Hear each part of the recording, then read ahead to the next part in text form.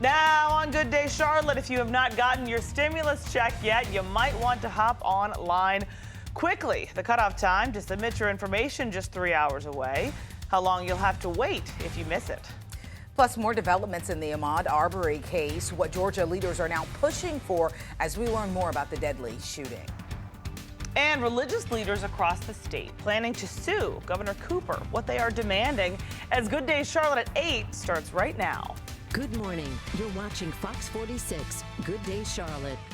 It is 8 o'clock, folks. You got one more hour with us to go, so let's make the most of it, shall we? We're glad to have you with us here on Paige Failing. And I'm Brigida Mack, both of us in studio on this Wednesday as our man Jason Harper working from home, being socially distant. So are we. We're far apart here in studio.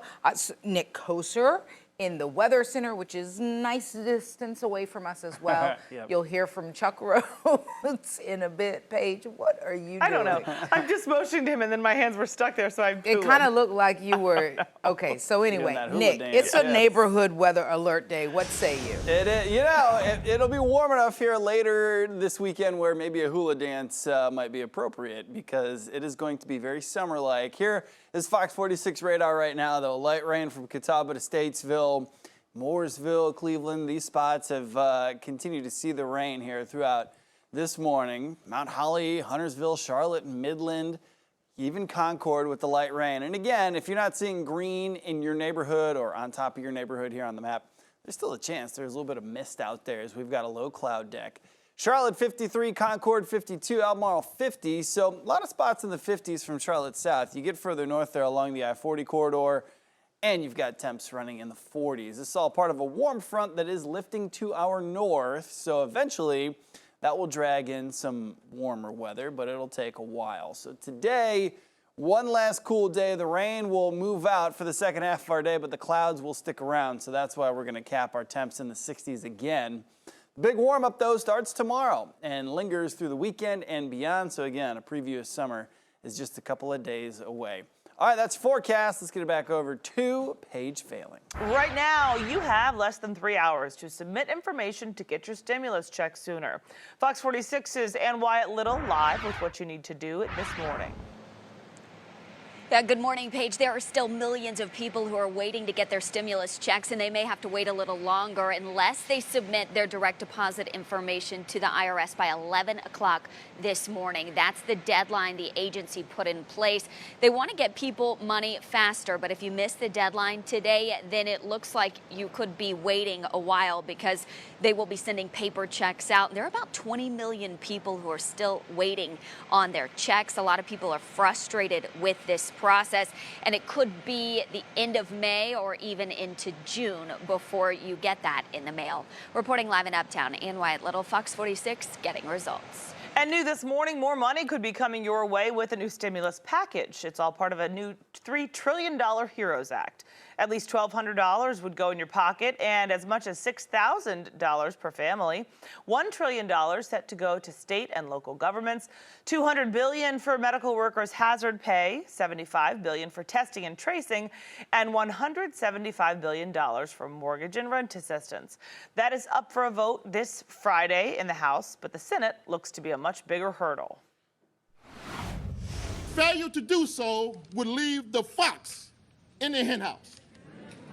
They did not do their job.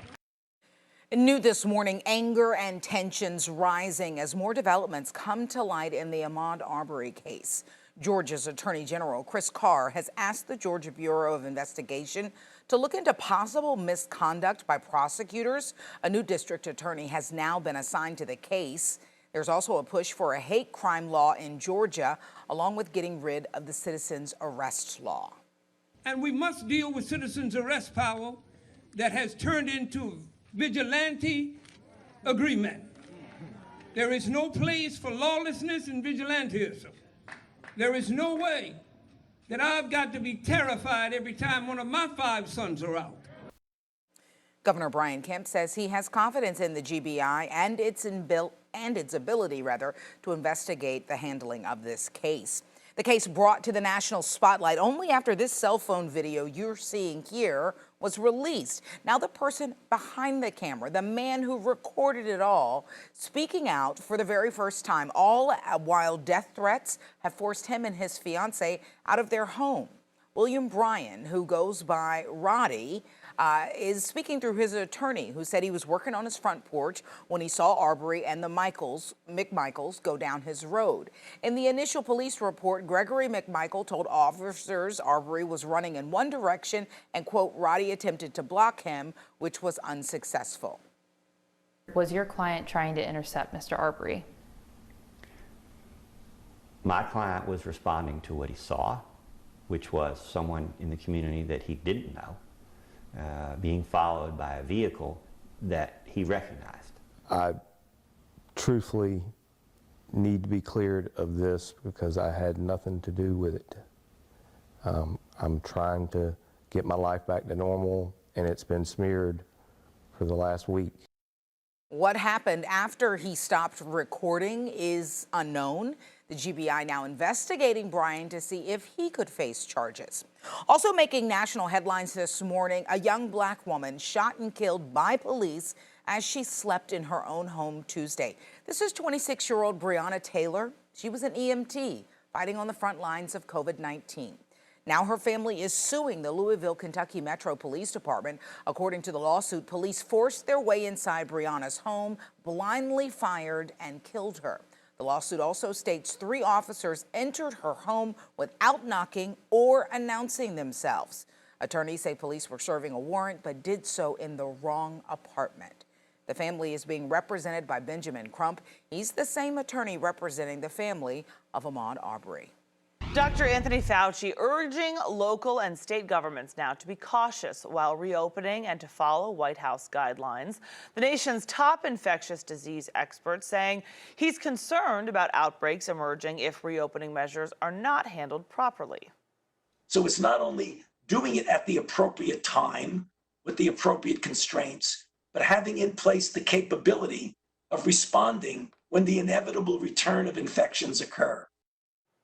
He also spoke about possible treatments when talking about the drug remdesivir. He said researchers have only had, quote, modest success when using it to treat coronavirus. He says he hopes to have a trial vaccine by early winter. And it's the decision that many high school seniors have been waiting for. Plans now in place for CMS graduation. Fox 46's Amber Roberts live outside Garinger High School with more on what the school board now plans to do. Amber. Good morning, Paige. 10,000 CMS seniors are still digesting the information that came out last night during the CMS board meeting. The superintendent, Ernest Winston, announcing the district's final decision when it comes to the alternative option for graduation for 2020.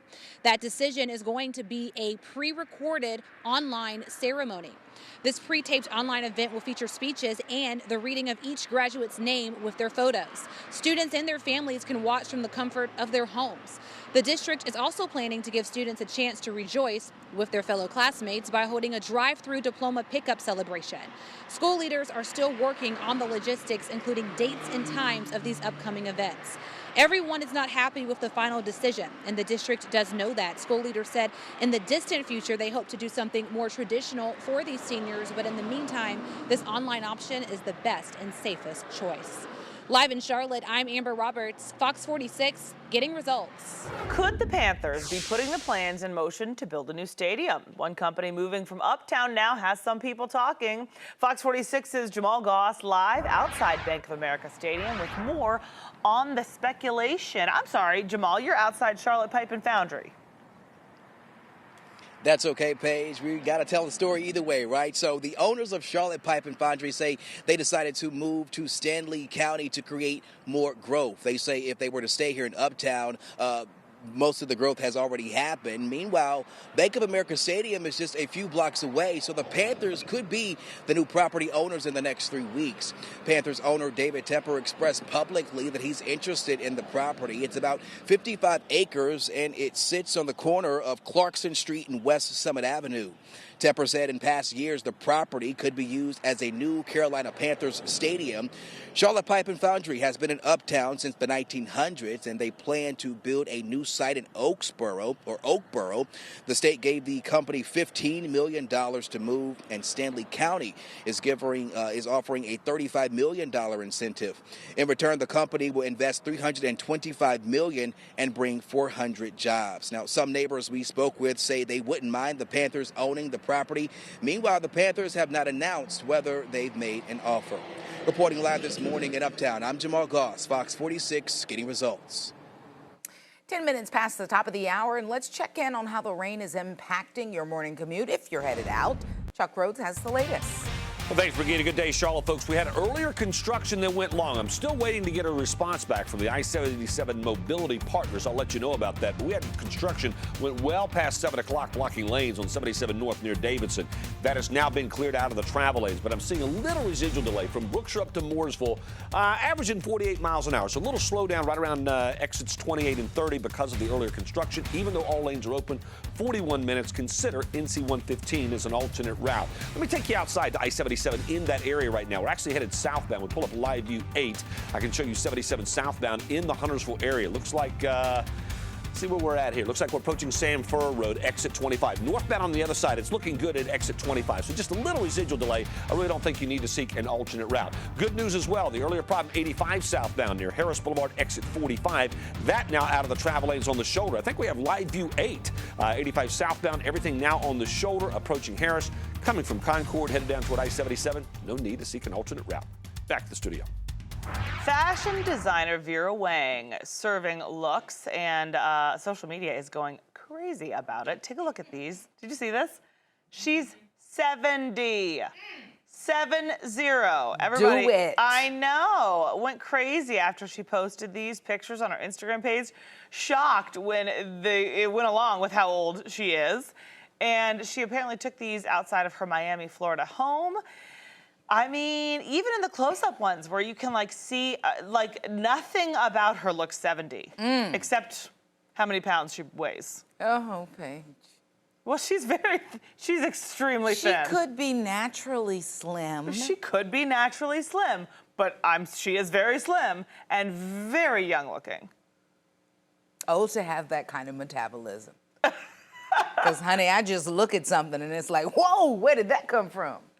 That is the truth. Oh, to have any of that, I don't know what I zoomed in on some of the pictures just to get a look on her skin. And I mean, I don't know how you exist 70 years on this earth. I will tell you, like, particularly, I think people who have a little more melanin in their skin tend to age well.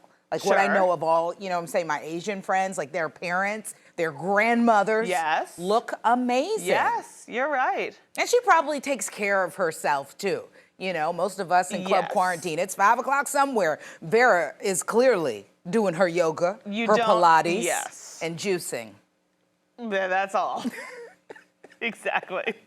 Jason, what you got?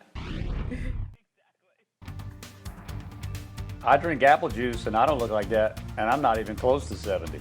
Just saying. All right, listen, coming up on Good Day Charlotte, Governor Cooper may actually be getting sued. The demands that hundreds of state leaders now have for the governor right now. That story coming up. Also, a counter-protester taking to the sky to get his point across, how he says this gave a voice to the voiceless.